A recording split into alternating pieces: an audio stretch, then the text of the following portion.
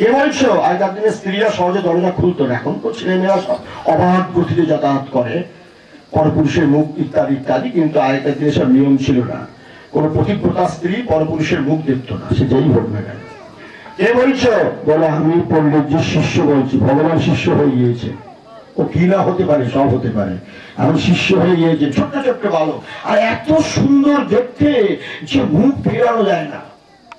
আমি শিষ্য বলছি, ওর শিষ্যকে ওই পণ্ডিতজি, ঘরের মধ্যে যে কথা হচ্ছে, এখন দরজা খুলেনি, ওই পণ্ডিতজি তো কোনো শিষ্য বানায়নি। বলে হ্যাঁ বানিয়েছে, আমাদের দুজনকে বানিয়েছে, ওদের দুজনকে বানিয়েছে, বানায়নি। বলে তাই নাকি? কিন্তু আমি তো পণ্ডিতজির বউ, কিন্তু আমি তো জানতাম বউ জানবে না স্বামী এসব কাজ করছে। না না মা, তুমি জানবে না, এ আমাদের গুপচুপ করে শিষ্য বানিয়েছে আর কি। ঠিক আছে, তুমি খোলো না দেখি। যেই খুলেছে সেই দেখে আর অদ্ভুত সুন্দর বৈকুণ্ঠের রূপ, সাধারণ দেশে কৃষ্ণ বলা চিনতে পারেনি, অবশ্য দুটো বালক আর কি চিনতে পারেনি। আর সে কিন্তু অপূর্ব দৃশ্য দেখে আর চোখ ফেরানো যাচ্ছে না। তাও দরজাটা বন্ধ করতেছে, দাদা বন্ধ করবেন না, এই যে পণ্ডিতজি পাঠিয়েছে। সব পণ্ডিতজি পাঠিয়েছে তো ভিক্ষার জন্য গিয়েছে। বলে ভিক্ষার জন্য গিয়েছে পণ্ডিতজি, কিন্তু চেলা বানিয়েছেন তো আমাকে, তাই চেলা হয়ে দক্ষিণা দিতে এসছি আর কি। বলি এই কি কোন দেশি কথা, পণ্ডিতজি আমাকে জানো না, অথচ চেলা টালা কোনোদিন বানায়নি। বলে না, আমাকে বানিয়েছে। আর ভগবানের সাথে তর্ক করে কি একটা অবলা নারী পারে, হ্যাঁ, যে বিশ্বকে পরিচালনা করছে? যাই হোক, ভগবান বলছেন ঠিক আছে, বেশি কথা বলে লাভ নেই, এই আপনি রেখে দেন, পণ্ডিতজি পাঠিয়েছে, আসলে পরে কথাবার্তা হয়ে যাবে। এখন পতিব্রতা স্ত্রী রাখবেন না। হঠাৎ তিনি জিজ্ঞাসা করছেন কালো ছেলেটাকে, নীলবর্ণ, যে ছোট্ট কৃষ্ণ, মানে ও তো কৃষ্ণ জানে না, কৃষ্ণ যা করছে, এই তোমার বুকে এরকম একটা একটা কালো একটা লাল দাগ কেন? আর বলবেন না, পণ্ডিতজি এত জোরে মেরেছে, ওই যে গীতা মে হৃদয়ম পার্থ, ও কলমের নিপটা দিয়ে ওটা কেটে দিয়ে যোগক্ষেম বাহম, ওই নিপটা ভগবানের বুকে লেগেছে, তার একটা দরদর করে রক্ত পড়ছে। হ্যাঁ, কারণ মানে ভগবান বলছে গীতা আমি হৃদয় পার্থ, পার্থ গীতা হলো আমার হৃদয়, মানে ছাতি, আর এখানে যদি নিপ দিয়ে কেউ মারে তো রক্ত পড়বেই। বলে আর বলেন না, পণ্ডিতজি মাঝে মাঝে না লেগে যায়, আর এমন একটা নিপ দিয়ে করেছে, যাই হোক আমরা মেরেছে, যার জন্য রক্ত পড়ছে, যাক আর খুব দয়াও হলো, আসলে মা তো দয়া হলো। বা ঠিক আছে ঠিক আছে, ভগবান নাটক টাটক আর কত করবে, বেশি দেরি করলে পণ্ডিতজি চলে আসেন। সুতরাং তাড়াতাড়ি গুছিয়ে টুছিয়ে দিয়ে অদৃশ্য হয়ে গিয়েছে। দরজা বন্ধ করে চিন্তা করছে, পণ্ডিতজি ব্যাপারটি কি, এত সুন্দর সুন্দর জিনিস বাপের জন্মে কোনোদিন দেখিনি, আর খাওয়াও কোনোদিন বাপের জন্মে খাইনি, এত সুন্দর জিনিস, ব্যাপারটা কি, আমি ছোবো না, আগে পণ্ডিতজি আসুন।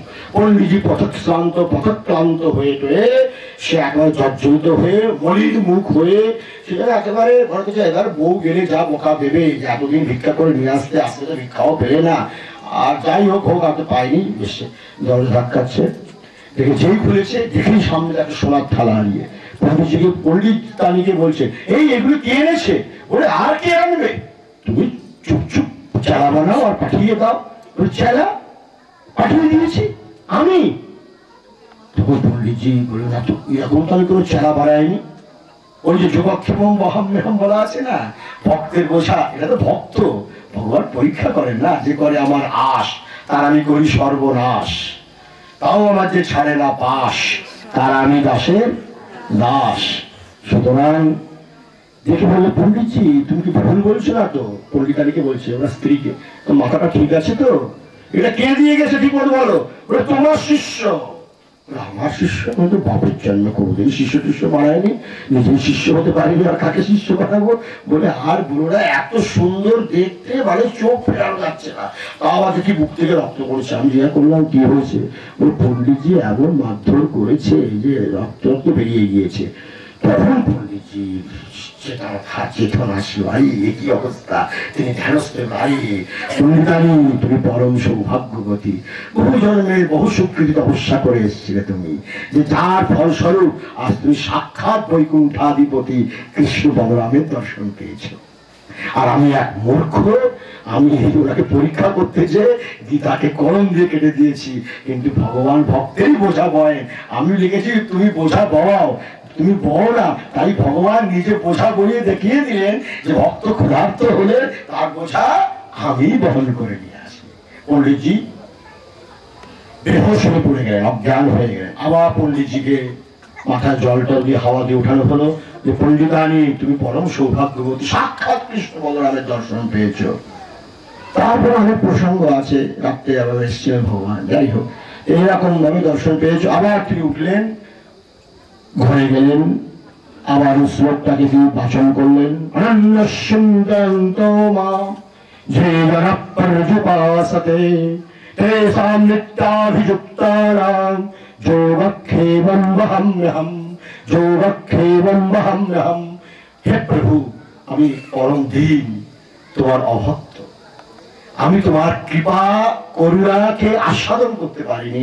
ভুলবশত, অজ্ঞানবশত, অবিদ্যাবশত, মোহবশত আমি তোমার রূপকে বিশ্বাস করতে পারিনি।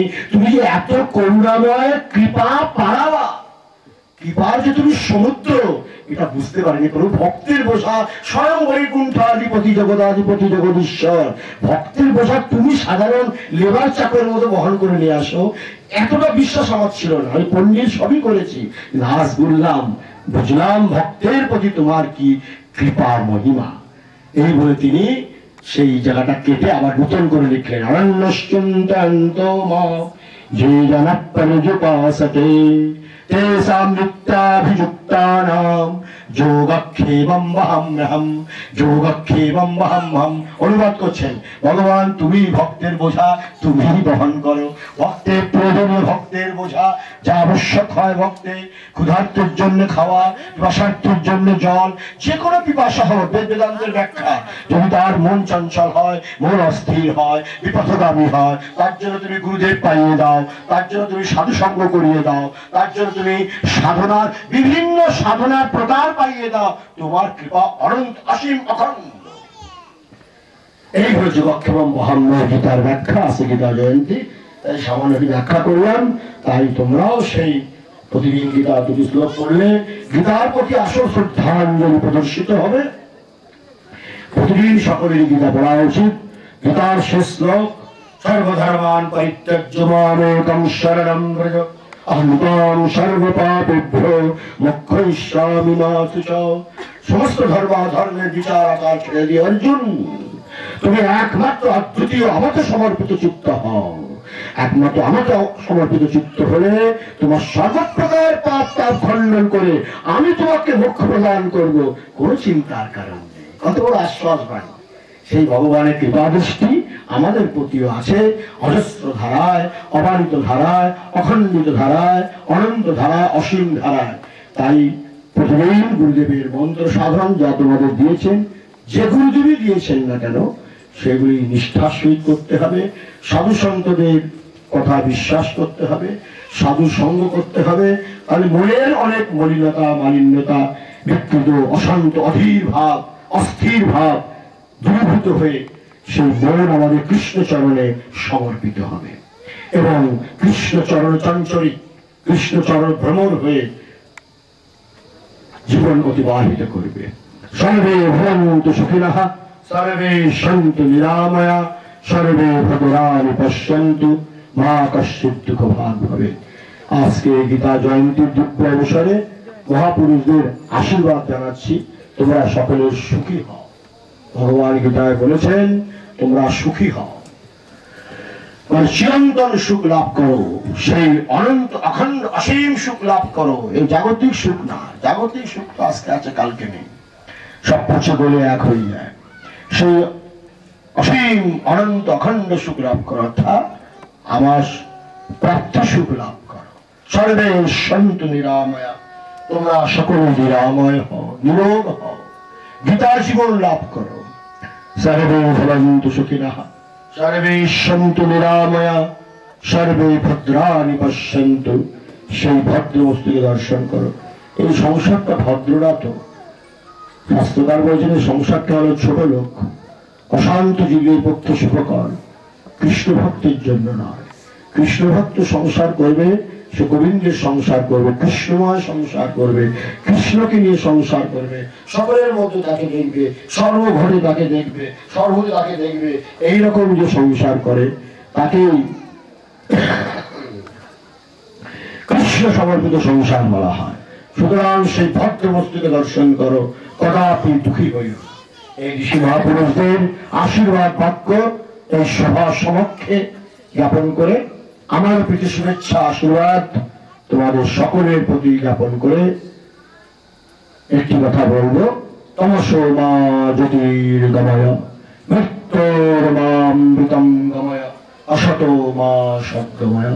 এই শুভ গীতা জয়ন্তী মহোৎসব উপলক্ষে অসতো মা সদ্গময় আজকে সমবেত প্রার্থনা ঈশ্বরের চরণে। অসতো মা সদ্গময়, অসত্য নোংরা সংসার মায়ামোহর আক্রমণ থেকে মুক্ত করে হে ভগবান আমাকে সত্য পথে প্রতিষ্ঠিত করো। মৃত্যুর্মামৃতম গময়, এই মৃত্যুময় আশার সংসার থেকে মুক্ত করে আমাকে তোমার অমৃত পদে প্রতিষ্ঠিত করো। আর অসতো মা সদ্গময় মৃত্যুর্মামৃতম গময় তমসো মা সদ্গময়, তমসাচ্ছন্ন সংসারে মায়ামোহর আক্রমণ থেকে মুক্ত করে তোমার জ্যোতির্ময় লোকে আমাদের প্রতিষ্ঠিত করো। এই হলো ঋষিদের প্রার্থনা। তাই আজকে ধর্মসভায় আমাদের এই গীতা জয়ন্তীর শুভ দিনে আমাদেরও সেই সমবেত প্রার্থনা, হে প্রভু আমাকে অসত্য মোহাচ্ছন্ন সংসার মৃত্যুময় সংসার জীবন থেকে মুক্ত করে সেই অমৃত সত্য আর জ্যোতির্ময় তোমার দিব্য লোকে প্রতিষ্ঠিত করো, যেটা তুমি গীতায় বলেছ। সেই অতভাষয়তে সূর্য শশাঙ্ক নপাবতঃ যদ্গত্বা নিবর্তন্তে তদ্ধাম পরমম মম।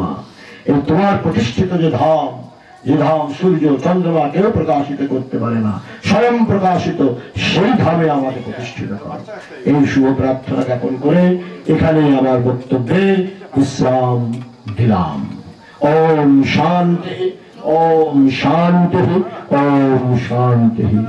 জয় দাও ধর্ম কি, ধর্ম কি, ধর্ম কি, সত্য সনাতন ধর্ম কি, সনাতন হিন্দু ধর্ম কি, সনাতন বৈদিক ধর্ম কি, সনাতন বৈদিক ধর্ম কি,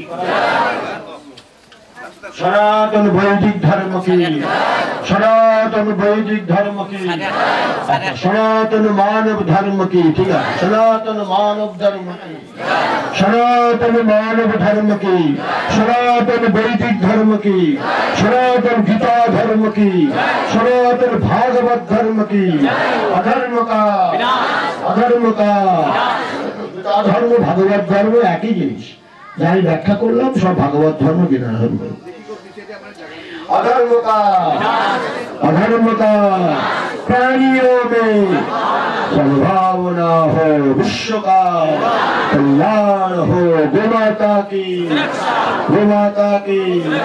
गो हत्या, संत समाज की, भक्त समाज की, सच्चे दरबार की, आज के आनंद की, आज के आनंद की। जय जय श्री राम, जय जय श्री राम, जय श्री राम। যতদূর পর্যন্ত এই আওয়াজ পৌঁছায় আকাশ বাতাস মুখরিত পবিত্রীকৃত হয়ে যায় আর শুদ্ধ পবিত্র হয়ে যায়, যেন ভগবানের নাম জোরে জোরে করতে হয়। ওম শান্তি, ওম শান্তি, ওম শান্তি। मुरली मनोहर नंदलाला भज गोपाला, मुरली मनोहर नंदलाला भज गोपाला,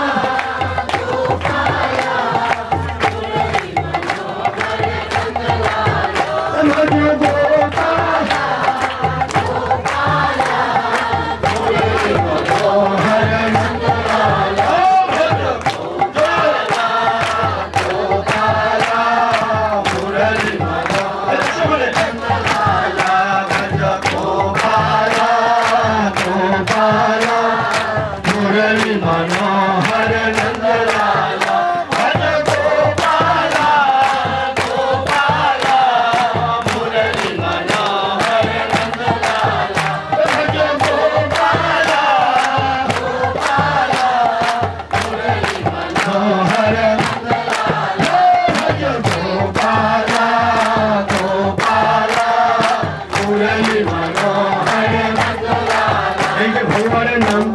পানি দিচ্ছ, পানি মানে কি জানো? পানি মানে খালি। এখানে যা আবর্জনা আছে, ময়লা আছে, বলা হচ্ছে সব খালি করে নাও, খালি করে নাও, পরিষ্কার করো। সিংহাসনে আসলে বসবে, এটাকে পরিষ্কার না করলে সব সেটা বিষয় বন্ধ যায়। আর পানি মানে খালি, আর পানি মানে আমাদের যুক্ত করে দাও, জীবন্ত পরিবর্তন এক করে দাও, গোবিন্দ দর্শন করো। হ্যাঁ, পানি মানে গোবিন্দ দর্শন করো, এটা জীবনের পরিবর্তন এক করে দাও। এটা সাংসারিক মিলন নয়, এটা হলো আত্মপরিবর্তন মিলন, এক দৈব আনন্দের অনুভূতি। আর পানি মানে খালি, হৃদয়টাকে খালি করে হৃদয় সিংহাসনে বসবে।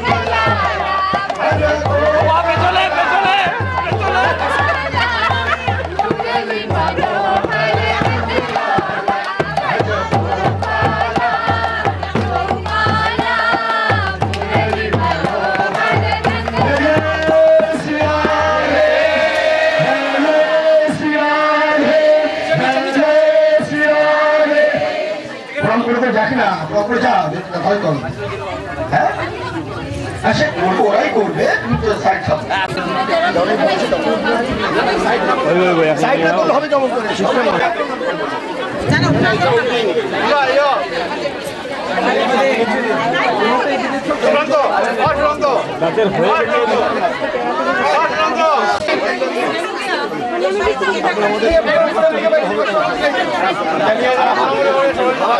সামনে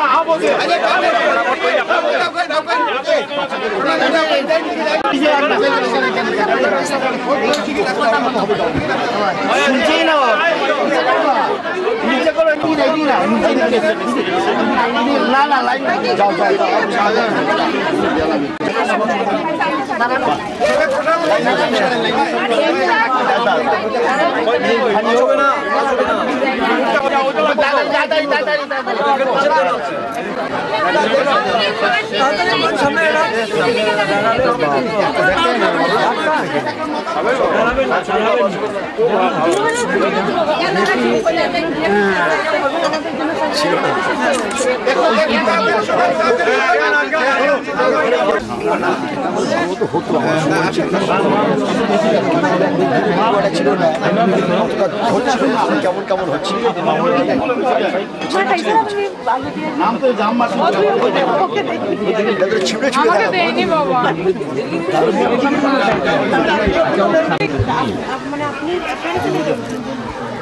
আমার এখানেই হবে, আর কোথায় হবে? বুঝি পোষাই তো খাবে, ভালো তো শরীর। বাড়ি সেটা কি বললাম যে এটা নবেন্দুর বাড়ি, স্বাভাবিক না, ঠিক আছে। ওই একটুখানি ওই আমাদের আছে না ওই শঙ্কর সেন, হ্যাঁ জানি আমি, ওর একটা কি জমি টমি নিয়েছে। আমার রাহুল গান্ধী শুনে এখান থেকে দুরবস্থা। এগুলো যে অপরের অকল্যাণ চিন্তা করে আলটিমেটলি তার অকল্যাণ। হ্যাঁ বাবা, দেশকে ভালোবাসতা, দেশপ্রেম সবচেয়ে বড় জিনিস, যেটা আমেরিকায় গেলে বোঝা যায়। দেশে ওই দেশকে কত ভালোবাসে, আর গরিব ছেলেগুলো এখানে না খেয়ে মরছে। এই হলো আমরা মিনিস্ট্রি। এই যে সবাই অভিযান, ওটাও তো অনেক সাকসেস না। আর মেয়ে ম্যাট্রিক দেবে এইবার। আচ্ছা আচ্ছা, ভালো, একটু আশীর্বাদ করবেন বাবা। হ্যাঁ নিশ্চয়ই নিশ্চয়ই। ঠিক আছে, আসুন।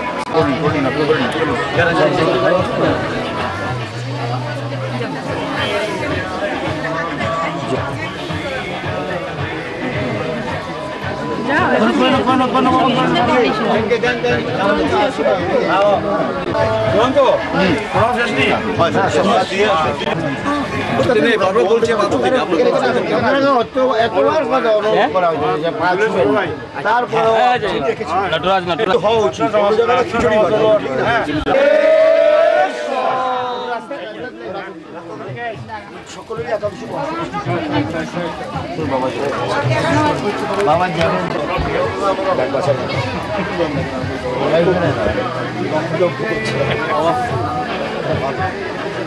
ভালোই করেছে।